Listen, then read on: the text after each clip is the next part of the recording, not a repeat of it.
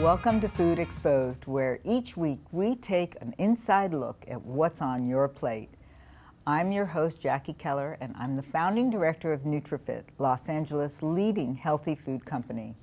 I'm also a firm believer in community participation and education, and it is this belief that's taken me in many different directions. One of the more recent examples is my involvement with the Michelle Obama initiative, Let's Move, and the Chefs Move to Schools movement. The Chefs Move to Schools movement was founded in May 2010, and it's an integral part of First Lady Michelle Obama's Let's Move initiative. The goal is to solve childhood obesity, the epidemic of childhood obesity, within a generation. You know, when my children were in elementary school, I visited their classrooms and did cooking programs with the kids on a regular basis. Like most parents, I found this very gratifying and I had a ball doing it. Young children are so easy to please. And as my kids got older and the average weight of school-aged children crept higher and higher, I was determined to continue my involvement. Over the past 20 years, obesity rates among children have more than doubled, resulting in 1/3 of the children and adolescents in the United States now classified as overweight or obese. The U.S. Surgeon General estimates that 70% of these obese children will grow to become obese adults and will be susceptible to serious health problems. Here are a couple of other surprising statistics about children. These are from the CDC study in school health policies and practices. On the nutrition front, only 14.8% of school districts required that students be offered a self-serve salad bar, and just 38% of districts required that schools prohibit advertisements for junk foods or fast food restaurants on school property.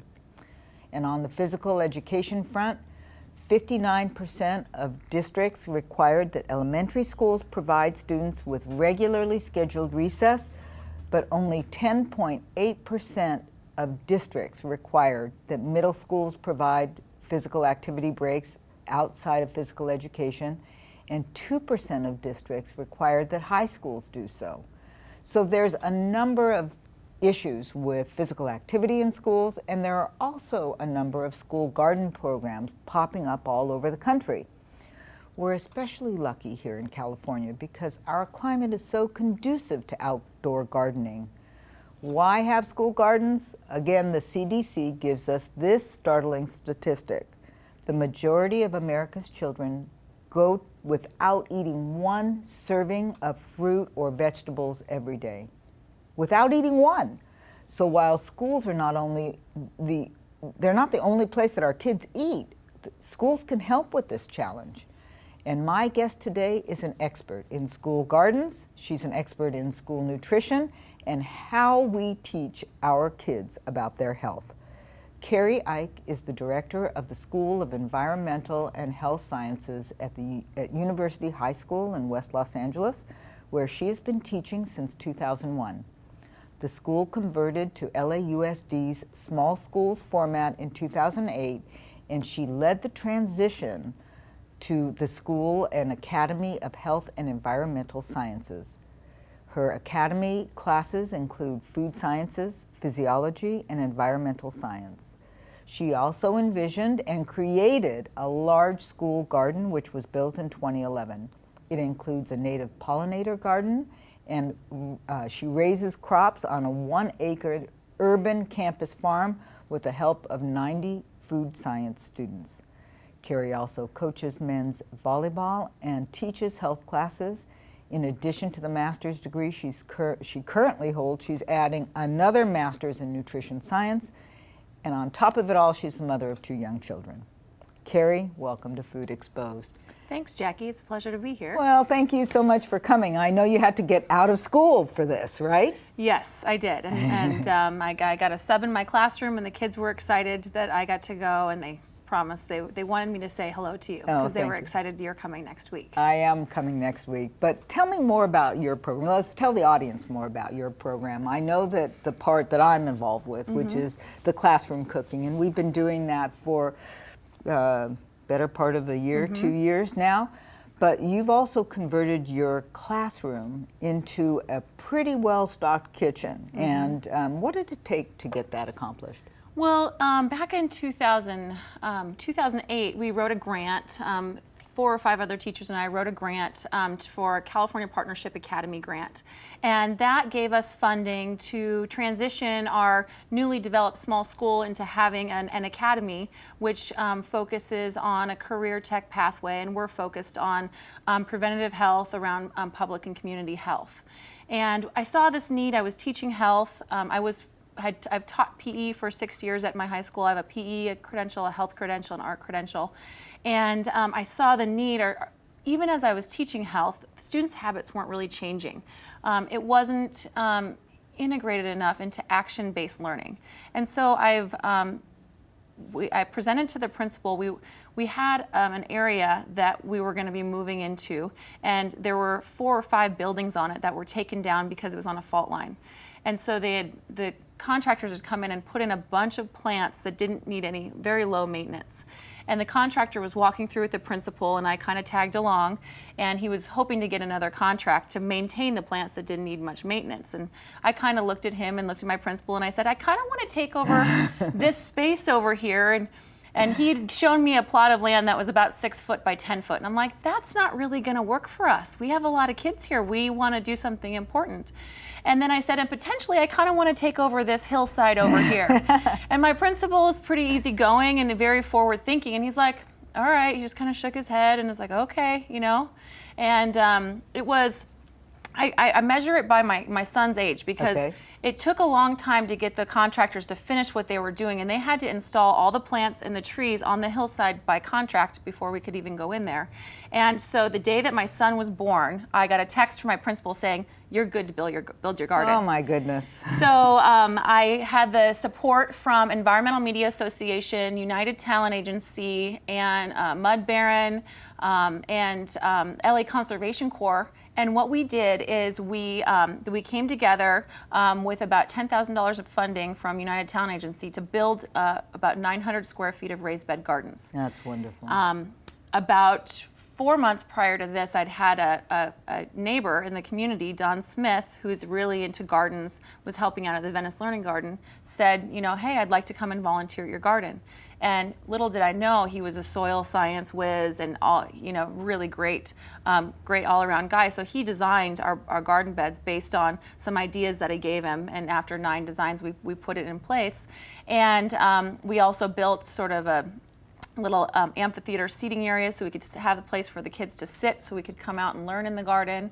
And we, from there, we just kind of expanded.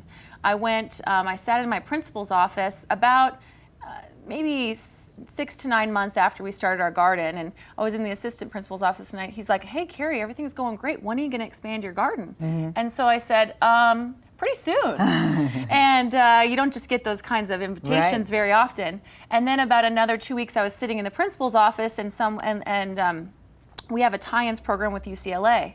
And she'd said that they've got 50 volunteers that want to do something.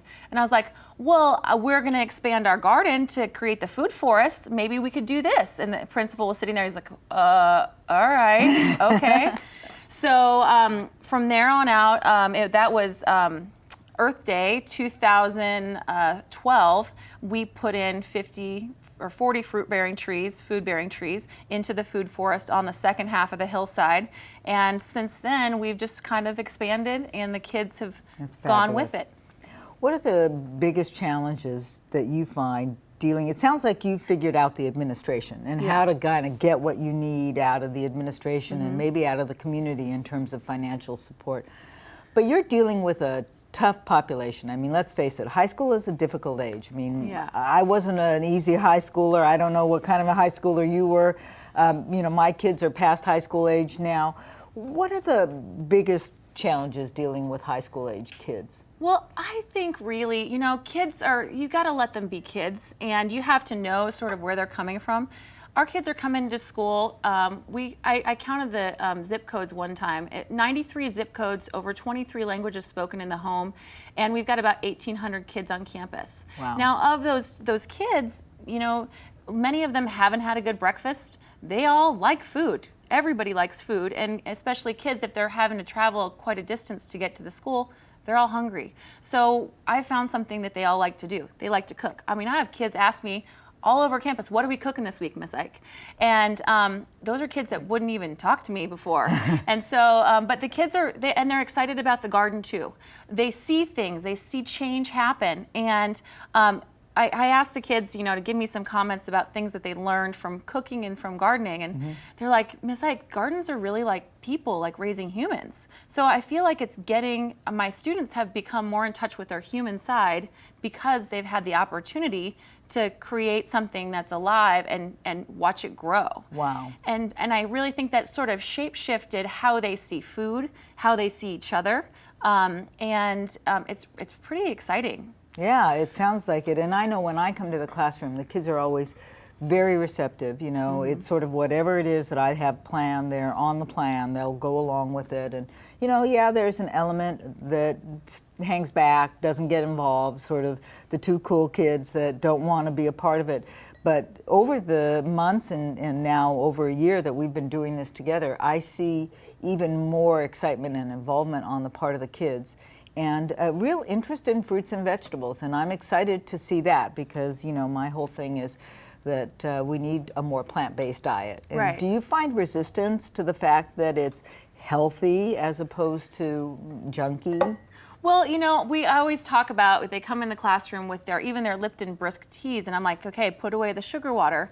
And so they are always kind of, and we don't always cook with meat, we cook with mostly plants. And so they want to bring those things in because that's what they're used to. And so in the reading that I've been, in their reflections that they've been writing to me, I've been seeing that they're like, oh, well, healthy food doesn't have to taste bad. It actually tastes good. There's a lot of things that they've never been exposed to. And I think, anytime a new habit takes several, experiences to Right. really start to appreciate that habit and start to have it ingrained and with anybody. And so I think we're really trying to show students how they can make positive changes in their life with just a few plants, and that plants are pretty cool. And that's been really fun to see them change.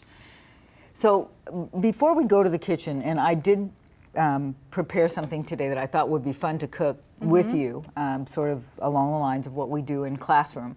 But I was wondering if you could share with us the best way that the community can support you in your efforts. Well, I think really just getting involved. I think any school that's within your vicinity, that's easy access for you to go to.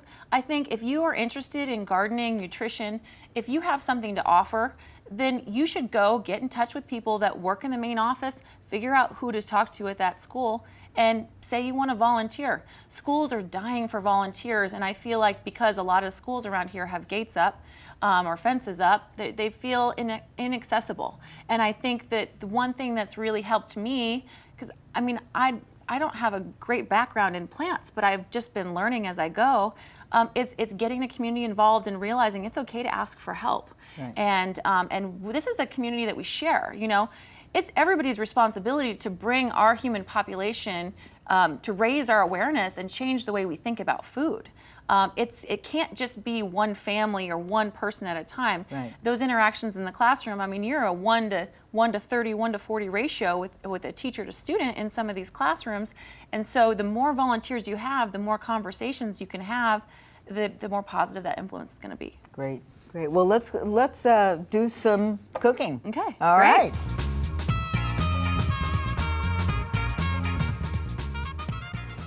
So, Carrie, I thought today what we would do is a little quick stir fry. I know Okay. we've done some of this kind of stuff in the class, and you're probably working on something that you can bring into the conversation too with what you're doing in the classroom right now. But, getting kids focused on something that they can eat with their hands and that they can cook in a few minutes, Yep. that uses some of what they can find inexpensively in the market Yes. or in the food forest on campus, I thought would be a great way to, sort of put together a simple lettuce wrap Okay. kind of thing. Great. So this would be the kind of thing that you might make at lunch or for lunch. And I'm starting with a little bit of fresh ginger. As you know from our classroom cooking, we usually try to start with something that looks and smells good. And I Yep. can already smell that ginger, Yeah, I love ginger. coming. And of course, we know it's a great digestive aid as Yep. well.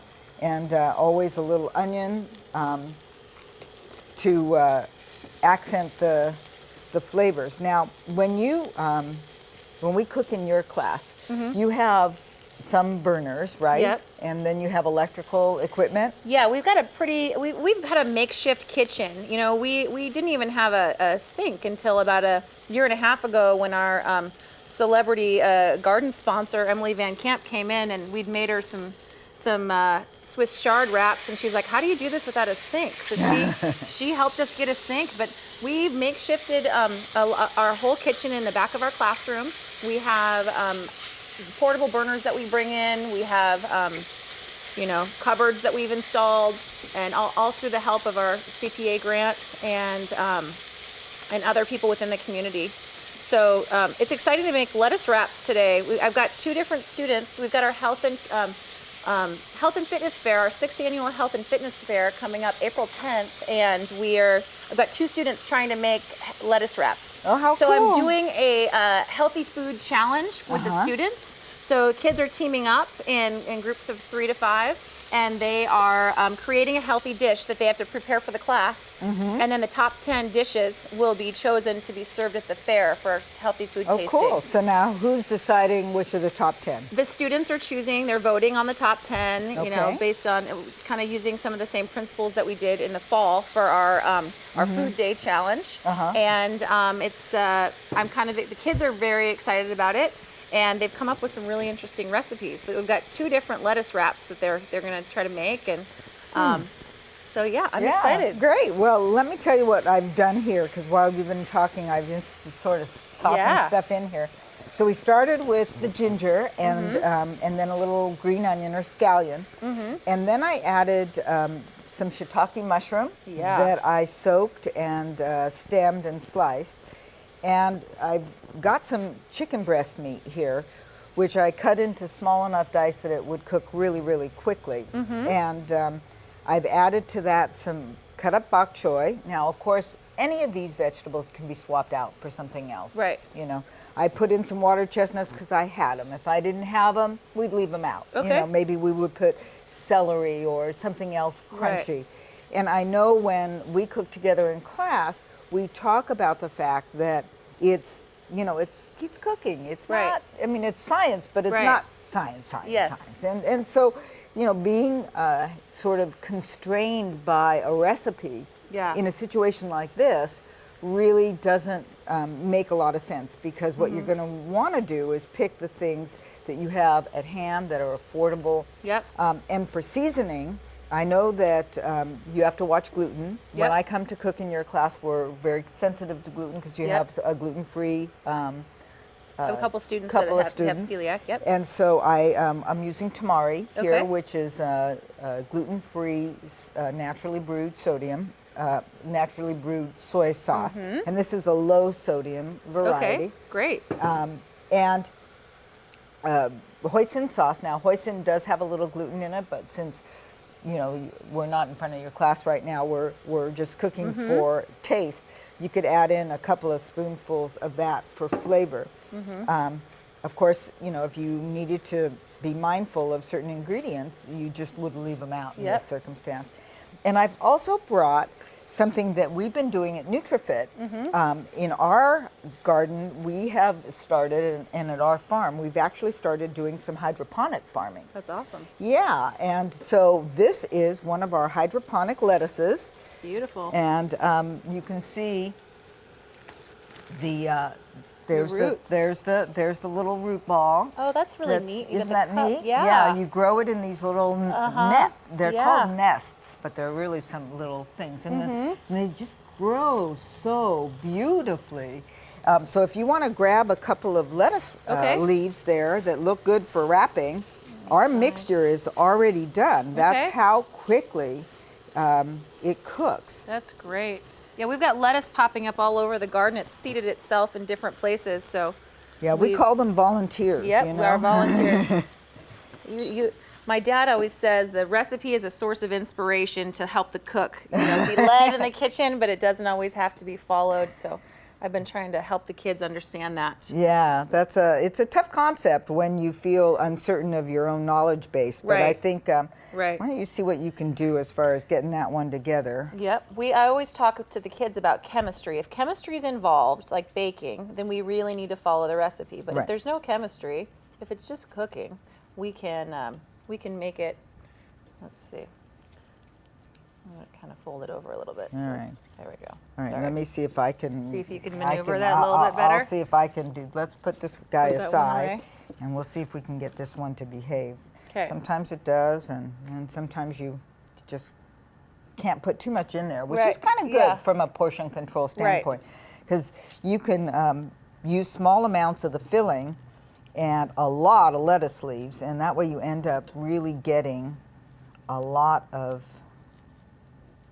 There you go. That Oh, one's right. more like a little. little bit more like a little bit like a cap. Yeah, I'm going to try to fix All this right. one. All right. So now what I want you to do is I want you to taste that one. Okay, I'll All right. taste it. Yeah. All right. All right. Yum. All right. Tell me how we did.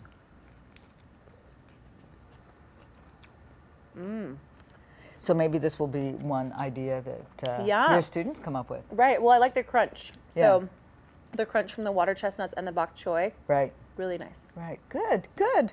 Well, as simple as that is as simple as it can be. Yeah. When it comes to healthy food and cooking, it doesn't have to be complicated.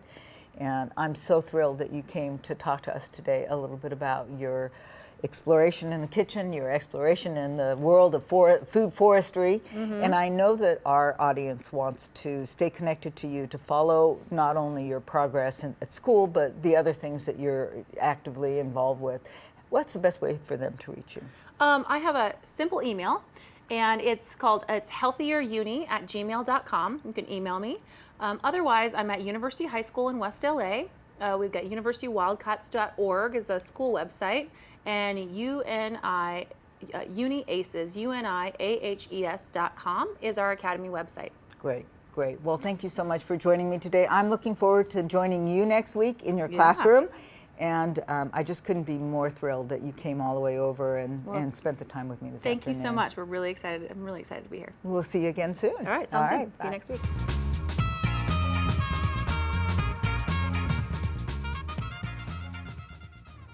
My coaching moment today comes from a workshop that I love to present and have many, many times. It's called Brain Boosters, Improving Your Memory. Let's face it, we're all concerned about forgetting what we really want to remember. And in this presentation, I talk about the value of attaching to memories using our different senses, like smell, touch, taste, sight. We all know how powerful some of these memories can be, like the smell of your favorite food, the touch of a soft object that you carried around as a child. We also have auditory memories, like remembering the words or melody to your favorite song, and symbolic memories, like the V for victory or peace. These memories, which are made in the hippocampus area of the brain, are formed, organized, and stored from sensory memories. And it turns out that gardening also helps us with memory formation and retention. How? The sense of touch and smell are all involved in gardening, as are spatial relations. These important activities help the brain form memories. And let's not forget that being outside, gardening means you're being active, and that helps you remember more as well by oxygenating the brain and improving blood flow to the brain. It helps you remember, but it also helps improve your health overall. So associating the activity with a sensory experience, using multiple senses, using physical cues like, clenching a fist to cement a memory, or repeating something out loud multiple times, all of that will help you remember. You want more memory aids? Contact me through this show at empowerme.tv or at NutriFitOnline.com. Thanks for joining me today. Please tune in next week for another look at what's on your plate with Food Exposed. For more Food Exposed, check me out on empowerme.tv. And until next week, remember, Make food your best friend and exercise your companion for life.